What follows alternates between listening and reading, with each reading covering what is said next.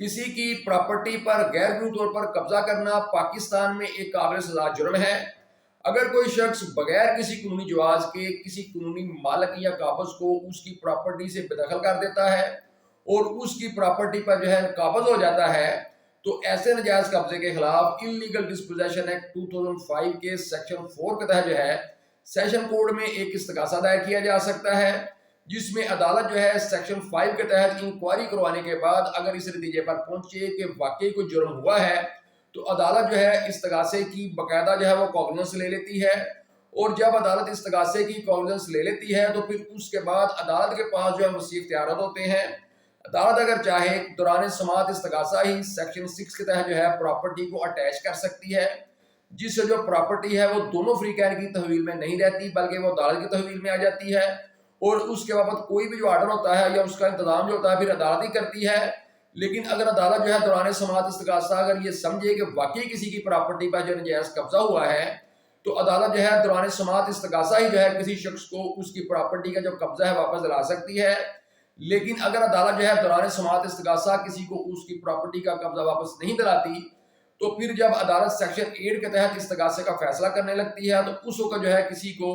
اس کی پراپرٹی کا جو قبضہ ہے واپس دلایا جا سکتا ہے، اور ساتھ جس شخص کے خلاف یا جن لوگوں کے خلاف ناجائز قبضے کا الزام ہوتا ہے ان کو عدالت سیکشن 3 کے تحت وہ 10 سال تک قید کی سزا سنا سکتی ہے، ساتھ ان کو جرمانے کی سزا وہ بھی ہو سکتی ہے، اور جس کی پراپرٹی پر ناجائز قبضہ ہوا ہوتا ہے عدالت اس کو قبضہ تو واپس دلاتی ہی ہے، ساتھ اس کو عدالت کمپنسیشن بھی وہ دلاتی ہے، اور یہ کمپنسیشن اچھی خاصی وہ دلائی جاتی ہے۔ لیکن انلیگل ڈسپوزیشن ایکٹ 2005 اس کے بارے میں ایک جو سوال ہے وہ یہ ہے، کیا انلیگل ڈسپوزیشن ایکٹ 2005 کے تحت جو استغاثہ ہے یہ کو شیئرر کے خلاف وہ دائر کیا جا سکتا ہے، یعنی کسی مشترکہ حصے دار کے خلاف یہ استغاثہ وہ دائر کیا جا سکتا ہے؟ تو اس کا جواب وہ سن لیں۔ اس کا جواب یہ ہے کہ ایسا استغاثہ بالکل کو شیئرر کے خلاف وہ دائر کیا جا سکتا ہے۔ کوئی بھی شخص جو کسی کی پراپرٹی پر غیر قانونی طریقے سے قبضہ کرتا ہے، کسی قانونی مالک یا قابض کو اس کی پراپرٹی سے بے دخل کر دیتا ہے تو اس کے خلاف انلیگل ڈسپوزیشن ایکٹ 2005 کے تحت استغاثہ فائل کر کے اس سے قبضہ بھی واگزار کروایا جا سکتا ہے، اسے سزا بھی ہو سکتی ہے، اور ساتھ جو متاثرہ شخص ہوتا ہے اسے وہ کمپنسیشن بھی دلائی جاتی ہے۔ اس میں کو شیئرر ہونے کی کوئی شرط نہیں، صرف عدالت نے یہ دیکھنا ہوتا ہے کہ واقعی کسی کی پراپرٹی پر کسی نے غیر قانونی طور پر قبضہ کیا ہے اور کسی قانونی مالک یا کسی قانونی قابض کو بغیر کسی قانونی جواز کے، بغیر کسی لافل اتھارٹی کے اس کی پراپرٹی سے بے دخل کیا ہے، تو عدالت نے صرف اتنی سی چیز دیکھنی ہوتی ہے، اور اگر یہ ثابت ہو جائے تو پھر ایسے شخص کو وہ سزا ہونا وہ لازمی ہوتا ہے، اور جس سے قبضہ چھینا گیا ہوتا ہے اسے اس کا قبضہ بھی واپس ملتا ہے، اور ساتھ اس کو وہ کمپنسیشن وہ بھی دلائی جاتی ہے۔ اور اب اس کے بارے میں یہ دیکھیں کہ یہ میں نے ابھی آپ کے سامنے بات کی کہ کو شیئرر اس کے خلاف وہ استغاثہ وہ دائر ہو سکتا ہے۔ تو اس کو قانونی تناظر میں دیکھتے ہیں۔ قانونی طور پر کیا ہے کہ اگر آپ انلیگل ڈسپوزیشن ایکٹ کا جو پریمبل ہے، یعنی جو اس کا ابتدائی نوٹ ہے، اس کو ملاحظہ کریں تو اس میں کیا لکھا ہے، whereas it is expedient to protect the lawful owners and occupiers of immovable properties from their illegal or forcible dispossession therefrom by the property grabbers۔ اس میں ابتدائی طور پر یہ چیز رکھ دی گئی ہے کہ قانونی مالکان اور قابضان کو ان کی پراپرٹیز کے غیر قانونی قبضہ جات سے وہ تحفظ فراہم کیا جائے۔ پھر اس کے بعد جو ریلیونٹ سیکشن ہے وہ سیکشن 3 ہے اس ایکٹ کا، جس کے تحت جو پراپرٹی کے قانونی مالکان و قابضان ہیں ان کی پراپرٹی پر غیر قانونی قبضہ ہونے کی بابت جو سزا بتائی گئی ہے، تو اس میں کیا لکھا ہے، no one shall enter into or upon any property to dispossess, grab, control or occupy it without having any lawful authority to do so with the intention to dispossess, grab, control or occupy the property from owners or occupiers of such property۔ یعنی کوئی شخص بغیر کسی قانونی جواز کے کسی property میں اس نیت سے داخل نہیں ہوگا کہ کسی قانونی مالک یا قابض کو بغیر کسی قانونی جواز کے اس کی پراپرٹی سے بے دخل کرے، اس کی پراپرٹی کو گریب کر لے، کنٹرول کر لے، یا اس پر وہ قابض ہو جائے۔ تو اگر کوئی شخص ایسا کرتا ہے تو اس کی جو سزا ہے وہ سیکشن 3(2) میں بتائی گئی ہے۔ تو سیکشن 3(2) میں دیکھیں، whoever contravenes the provisions of subsection 1 shall without prejudice to any punishment to which he may be liable under any other law for the time being in force be punished with imprisonment which may extend to 10 years and with fine, and the victim of the offense shall be compensated in accordance with the provisions of the section 540A of the code.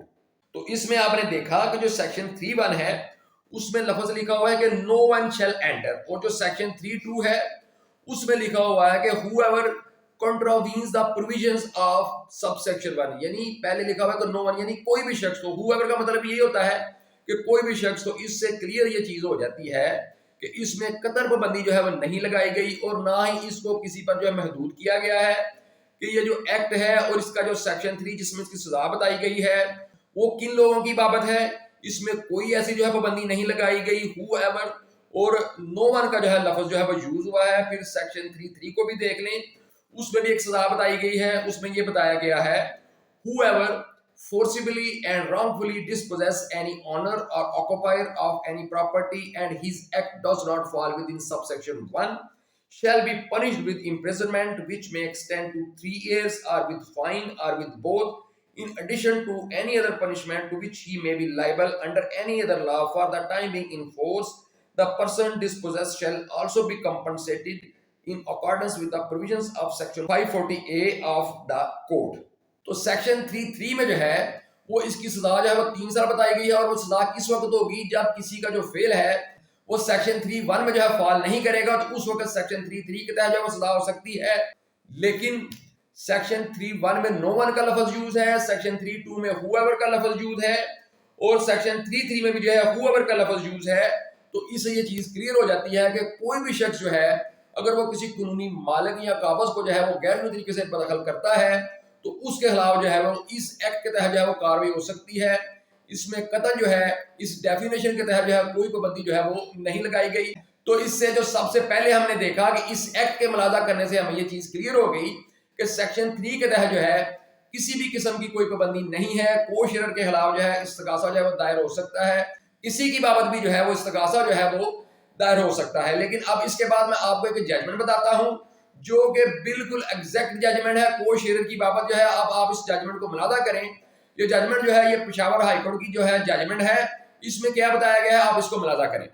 یہ judgment ہے 2014 MLD page جو ہے 1021.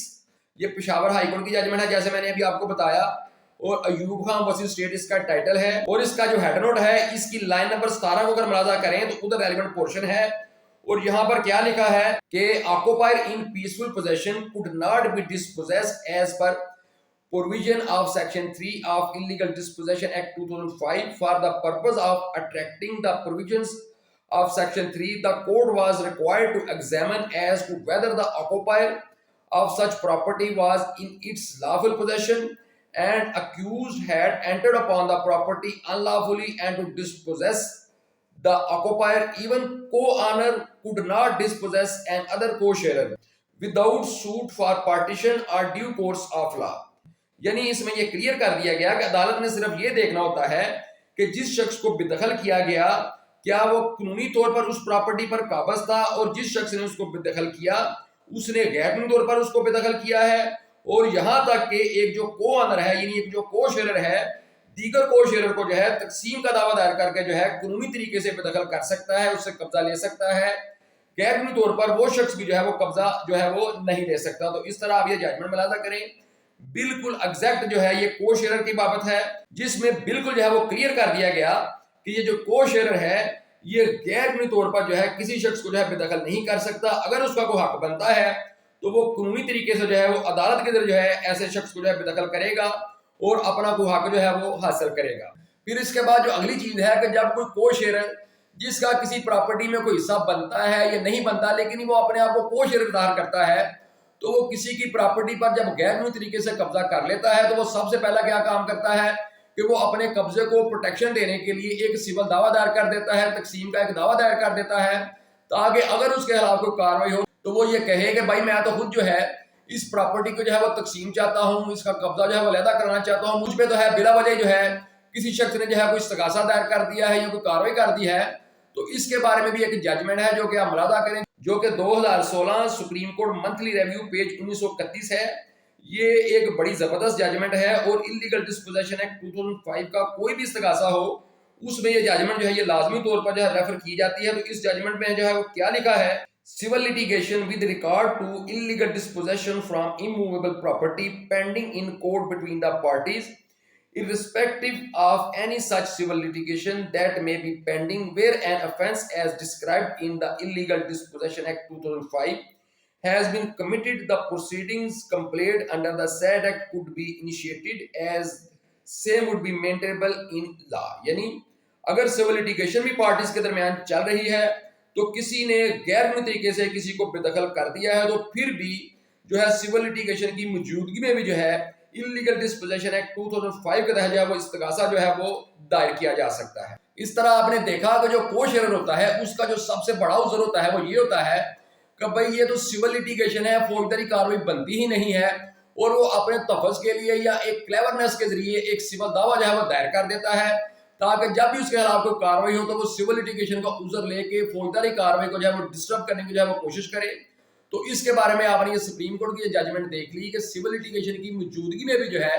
اگر کوئی شخص جو ہے وہ کسی کی پراپرٹی پر غیر قانونی طریقے سے قبضہ کر لیتا ہے تو ایسے شخص کے خلاف جو ہے وہ انلیگل ڈسپوزیشن ایکٹ 2005 کے تحت جو ہے وہ استغاثہ دائر کر کے تو اس کے خلاف جو کاروائی جو ہے وہ کی جا سکتی ہے. پھر اس کے بعد جو اگلی چیز ہے وہ یہ ہے کہ اس قانون کے بارے میں ایک جو چیز تھی وہ یہ تھی کہ یہ جو قانون ہے یہ تو صرف قبضہ گروپ کی بابت ہے, جو عام لوگ ہیں جن کی سول لٹیگیشن بن سکتی ہے ان کی بابت جو ہے اس کا عمل درآمدی جو ہے وہ نہیں بنتا ہے. تو اسی ججمنٹ میں جو میں نے ابھی آپ کو بتائی ہے اس میں یہ چیز بھی کلیئر کر دی گئی کہ غیر قانونی قبضہ کی بابت جو استغاثہ ہے یہ صرف قبضہ گروپ کی حد تک محدود نہیں ہے. کوئی بھی شخص جو ہے جو کسی کی پراپرٹی پر غیر قانونی طور پر قبضہ کرتا ہے اس کے علاوہ یہ استغاثہ جو ہے وہ دائر ہو سکتا ہے. تو یہ آپ ملاحظہ کریں اس میں کیا لکھا ہے اس ججمنٹ میں, complaint under illegal disposition act 2005, offenders that could be prosecuted under the Illegal Dispossession Act 2005 could not be restricted to only those who possessed the credentials and antecedents of land grabbers or qabza groups. Provisions of Section 3 of Illegal Dispossession Act 2005 clearly demonstrated that whosoever committed the act of illegal dispossession as described in the said act against a lawful owner or a lawful occupier, he could be prosecuted under its provisions without any restriction. تو اس میں بھی ایک چیز جو ہے وہ یہ clear کر دی گئی کہ کوئی قبضہ گروپ ہو یا کوئی بھی شخص ہو وہ بغیر کسی پابندی کے اس کے خلاف جو ہے وہ انلیگل ڈسپوزیشن ایکٹ 2005 کے تحت جو ہے وہ کارروائی کا آغاز جو ہے وہ کیا جا سکتا ہے اگر ایسے شخص نے بغیر کسی قانونی جواز کے کسی قانونی مالک یا قابض کو اس کی پراپرٹی سے جو ہے بے دخل کیا ہے اور اس کی پراپرٹی پر جو ہے وہ ناجائز قبضہ جو ہے وہ کر لیا ہے. اور سول لٹیگیشن کے بارے میں نے ابھی آپ کو بتایا تو اس کے بارے میں ایک لیٹسٹ جو ججمنٹ ہے وہ بھی ملاحظہ کر لیں. یہ اسلام آباد ہائی کورٹ کی ججمنٹ ہے. اس ججمنٹ میں کیا ہے 2023 YLR پیج ہے 502 اسلام آباد. اس میں کیا لکھا ہے, prevention of illegal possession of property, cognizance of offence, pendency of civil litigation scope. Complaint under the Illegal Dispossession Act 2005 is maintainable even where civil litigation is going on while a person can be tried under both kinds of proceedings, civil as well as criminal, which are independent of each other. Therefore, a complaint cannot be dismissed summarily on the ground of maintainability due to existence of civil dispute between the parties. تو اس judgment میں بھی آپ نے یہ دیکھا کہ جو اسلام آباد ہائی کورٹ ہے اس نے یہ قرار دیا کہ بے شک جو ہے وہ سول میٹر ہو لیکن اگر کوئی شخص جو ہے کسی کی پراپرٹی پر غیر قانونی طور پر قبضہ کرتا ہے تو سول لٹیگیشن کی وجہ سے اس استغاثے کو جو ہے وہ خارج نہیں کیا جا سکتا. ایسی جو کمپلینٹ ہے وہ مینٹینیبل ہے اور جو سول اور کریمنل جو لائبلٹیز ہیں یہ دونوں جو ہے ایک دوسرے سے مختلف ہیں, انڈیپینڈنٹ ہیں ایک دوسرے سے اور ان کا اپنا اپنا سکوپ ہے. تو اس لیے دونوں کارروائیاں جو ہیں وہ اکٹھی ہو سکتی ہیں, کوئی اس میں مذائقہ نہیں ہے. تو اس لیے کوئی بھی شخص ہو جو کسی کی پراپرٹی پر غیر قانونی طور پر قبضہ کرتا ہے اس کے خلاف جو ہے وہ انلیگل ڈسپوزیشن ایکٹ 2005 کے تحت جو وہ کارروائی کا آغاز کیا جا سکتا ہے. اور کو شیئرر کے خلاف جیسے میں نے آپ کو بتایا, میں نے آپ کو قانون بتایا اور اس میں جو ہے میں نے آپ کو ججمنٹس بھی بتائی. اور جو کو شیئرر سب سے بڑا جو عذر لیتا ہے کہ بھئی یہ تو جو ہے سول معاملہ ہے, یہ فوجداری بنتا ہی نہیں, تو اس پر جو ہے میں نے آپ کو سپریم کورٹ کی ایک مشہور و معروف جو ہے وہ ججمنٹ بتائی اور ساتھ میں نے ایک لیٹسٹ ججمنٹ جو ہے آپ کو اسلام آباد ہائی کورٹ کی بتائی اور پھر ساتھ جو کو شیئرر کے بارے میں ایک اسپیسیفک ججمنٹ جو ہے جو میں نے آپ کے لیے جو اسپیشل جو ہے اس موضوع کے لیے جو ہے وہ تلاش کی تھی وہ میں نے آپ کو جو ہے پشاور ہائی کورٹ کی جو ججمنٹ ہے وہ مینشن کی جس میں کلیئرلی لکھا ہوا ہے کہ جو کو شیئرر ہے اگر اس کا کوئی حق بنتا ہے تو اس نے اپنا جو حق ہے وہ عدالت کے ذریعے قانونی طریقے سے حاصل کرنا ہے वो भी किसी को उसकी प्रॉपर्टी से जो है वो गैर कानूनी तौर पर जो है बेदखल नहीं कर सकता। किसी कानूनी मालिक या काबिज जो है उसकी प्रॉपर्टी पर जो है गैर कानूनी तरीके से जो है कब्जा नहीं कर सकता। अपना हक जो है वो सिर्फ जो है अदालत के जरिए लेगा। तो उम्मीद करता हूँ कि ये जो वीडियो है ये आपके लिए हेल्पफुल साबित हुई होगी और आप जो है इस मौजू को जो है वो समझ सके होंगे कि बेशक जो है कोई शख्स भी हो, कोई शेयर भी हो, तो जिसने भी किसी की प्रॉपर्टी पर जो है वो गैर कानूनी तरीके से कब्जा करना है तो उसके खिलाफ जो है वो इलीगल डिस्पोजेशन एक्ट 2005 के तहत जो है वो कार्रवाई का जो आगाज है वो हो सकता है,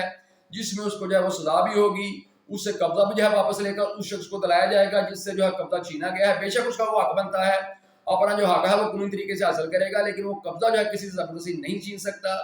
तो साथ जिस शख्स की प्रॉपर्टी पर नजायज कब्जा होता है, जब अदालत फैसला करती है तो अदालत जो है उसको जो है वो कंपनसेशन भी दिलाती है, जो कि अच्छी खासी कंपनसेशन होती है, लाखों में होती है। तो इस तरह कोई भी शख्स जो है जो किसी की प्रॉपर्टी पर गैर कानूनी तरीके से कब्जा करता है उसके खिलाफ जो है वो हर सूरत जो है वो कानून के तहत जो है वो कार्रवाई हो सकती है। बेशक जो है वो कोशेरर हो, वो कार्रवाई से जो है वो किसी सूरत जो है वो नहीं बच सकता है।